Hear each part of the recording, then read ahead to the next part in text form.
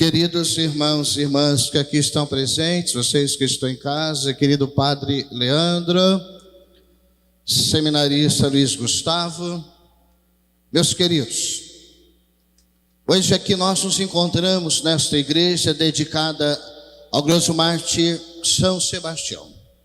E é com grande alegria que eu quero acolher cada um de vocês. Agradeço o convite para presidir esta Eucaristia. A novena, nós sabemos que é um tempo especial para a vida paroquial. É uma renovação espiritual, onde nós devemos aproveitar este tempo de graça. Para quê? Para reaviver em nossa vida o sentido da fé. As constantes transformações do mundo exigem sempre o quê? Oração, discernimento, para que nós possamos confirmar a cada um o caminho da fé. E para isso nós temos uma novena do padroeiro São Sebastião. E quando nós olhamos para São Sebastião, primeiro nós precisamos entender o nome. Sebastião, que no grego significa sublime, venerável.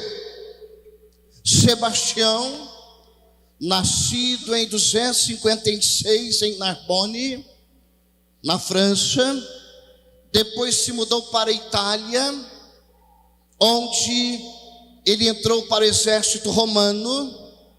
Era um homem de muito destaque, de muita força, de muita confiança. Ele foi para o exército pretoriano, ou seja, o exército mais refinado do imperador. Ele era cristão e contra as perseguições que se faziam aos cristãos, ele ia até a prisão visitar os perseguidos pela fé. Quando o imperador descobriu que ele tinha o costume de visitar os irmãos de fé que estavam presos, ele mandou chamar Sebastião. E naquele momento o imperador disse que ele precisava negar a sua fé em Jesus Cristo e deixar de visitar os seus irmãos presos. Pediu que o imperador parasse de perseguir e amedrontar os cristãos. Ele pediu. E com isso, o que fez o imperador? Para apagar a fé e a luz de São Sebastião, o levaram para ser torturado, o amarraram e o flecharam. Nossas imagens têm um simbolismo. Quando nós olhamos para uma imagem cristã, nós precisamos entender o que significa iconografia. Ele não morreu flechado. É bom que saibamos disso. Flecharam São Sebastião, mas ele permaneceu vivo. Deixaram-no amarrado para que as aves de rapina pudessem devorar o seu corpo. Passaram ali alguns cristãos e viram que ele estava vivo. O levaram até uma senhora chamada Irene, que cuidou dele com muito carinho, e ele ficou curado. É importante perceber que na imagem de São Sebastião tem um carvalho, que é o símbolo da perseverança e da força. O carvalho, com as chuvas fortes, não pende de jeito nenhum. O carvalho aqui não é um ícone. A imagem significa que ele era um homem muito forte, perseverante, resistente, como carvalho. Este toco de carvalho que o sustentava era o próprio Deus, entende? Primeiramente, São Sebastião era um homem de fé. Homem de fé. Mesmo você também passando por tempestades, intempéries na vida, tenha fé. Todos nós somos perseguidos em algum momento, porque a gente tem fé, porque combatemos injustiças sociais.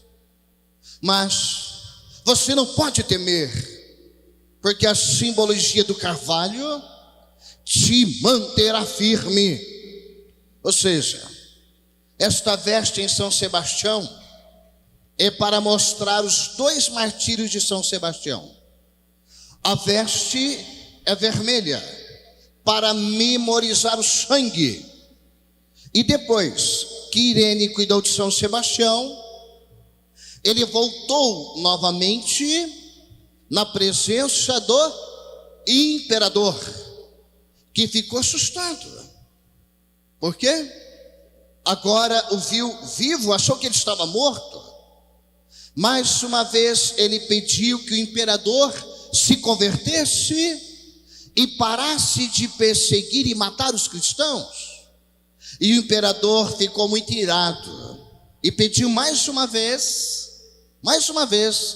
que o prendesse e o açoitasse agora até a morte. Ele foi vitimado, portanto, pelo açoite e não pelas flechas anteriores.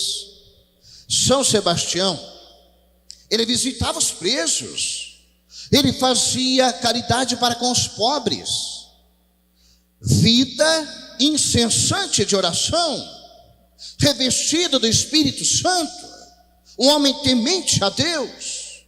Ele vivia a santidade durante a sua vida, e essa força que estava nele pela fé fez lembrar também outra coisa, que este homem seminu nos lembra Jesus de Nazaré. Este homem despojou-se do velho homem, revestiu-se do homem novo e começou a viver uma nova vida imitando quem?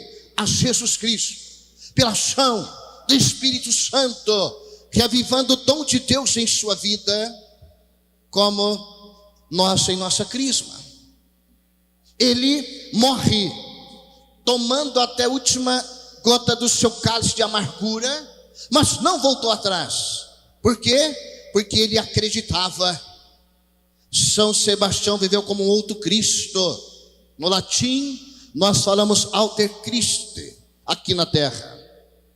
E olhando para São Sebastião, refletindo o tema que me foi proposto, pela força do martírio de São Sebastião, reaviva o dom de Deus que é em ti, nos faz agora mergulhar em um dos sacramentos da iniciação cristã, que é o crisma. Eu sei que o ano passado vocês refletiram sobre o sacramento do batismo, e este ano, de modo muito especial, vocês estão refletindo sobre o sacramento da confirmação. E sabemos que pela confirmação nós cristãos somos o quê? Ungidos, e participamos mais intensamente da missão de Jesus e da plenitude do Espírito Santo, para que toda a nossa vida exale o bom odor de Cristo, gente. Por isso a vida deste jovem soldado, mártir São Sebastião, é uma das mais belas expressões de confissão de fé, de testemunho, de entrega total ao Evangelho. E o seu testemunho heróico na fé, na caridade cristã, exala quem? Cristo. Exala Cristo para todos nós.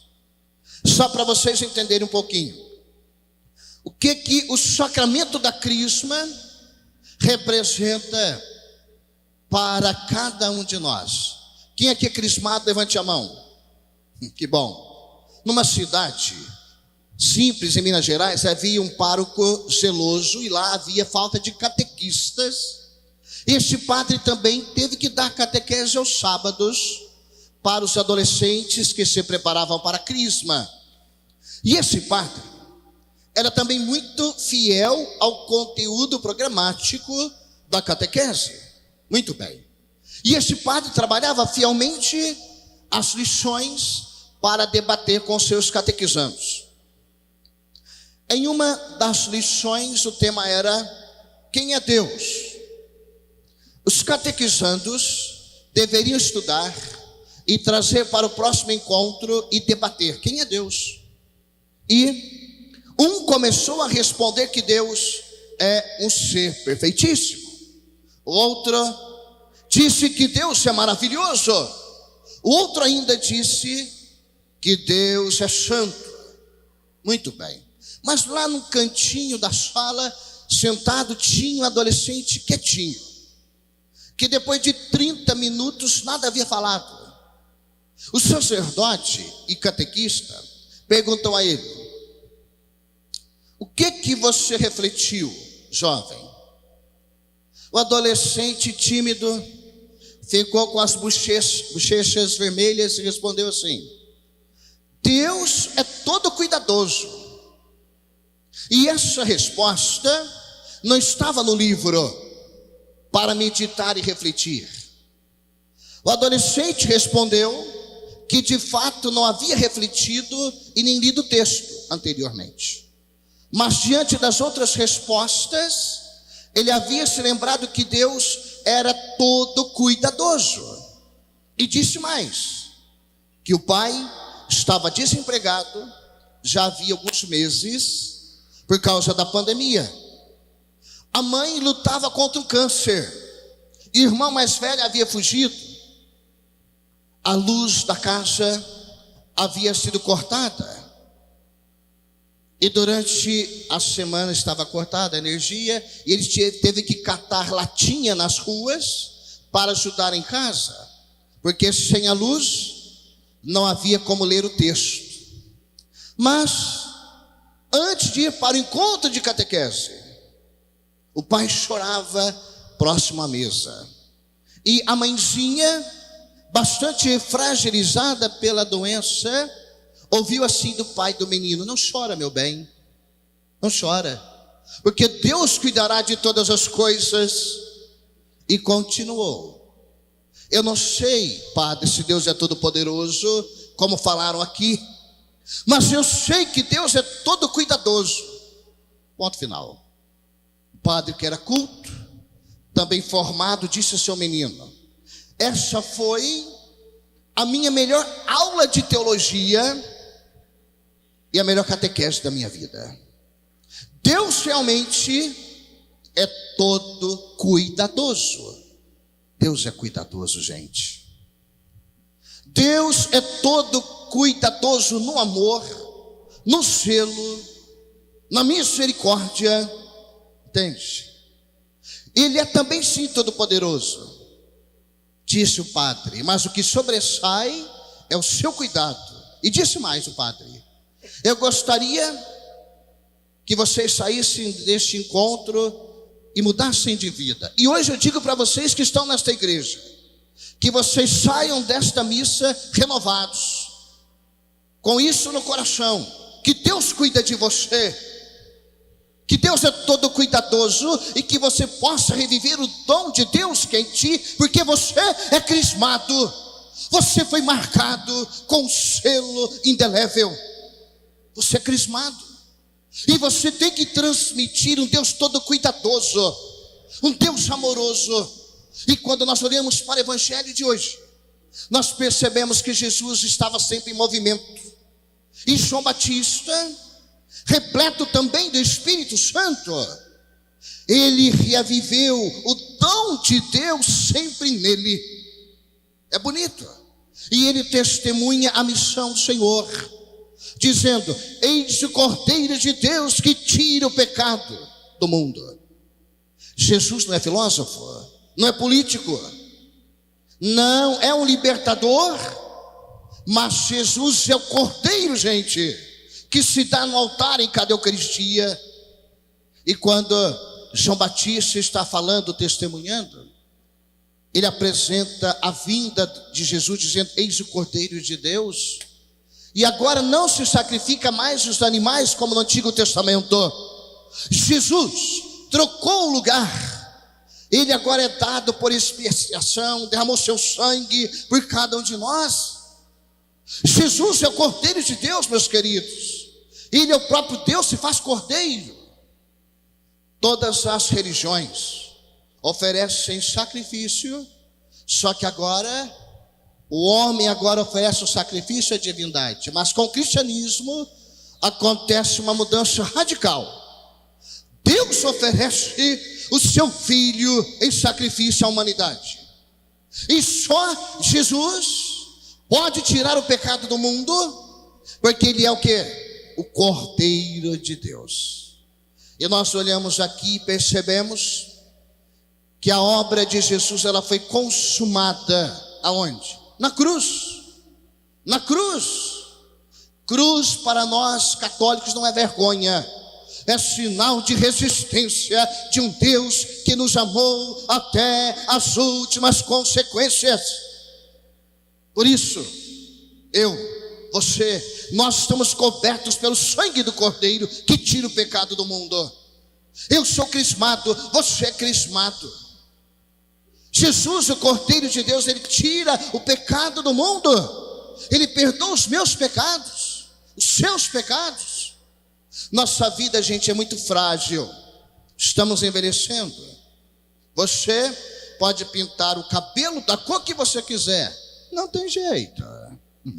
Para de ficar querendo apenas milagre e comece a preparar a sua alma para este Deus que é cuidadoso, que nos ungiu pelo Espírito Santo, confirmando o nosso batismo no dia da crisma, para que nós possamos o quê?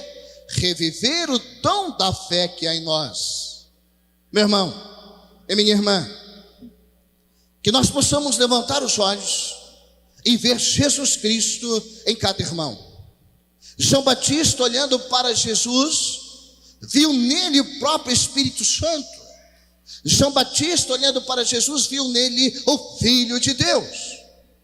Que você possa também vivenciar nesses dias de novembro a ação do Espírito Santo em cada padre que vai estar aqui, em você, nessa comunidade.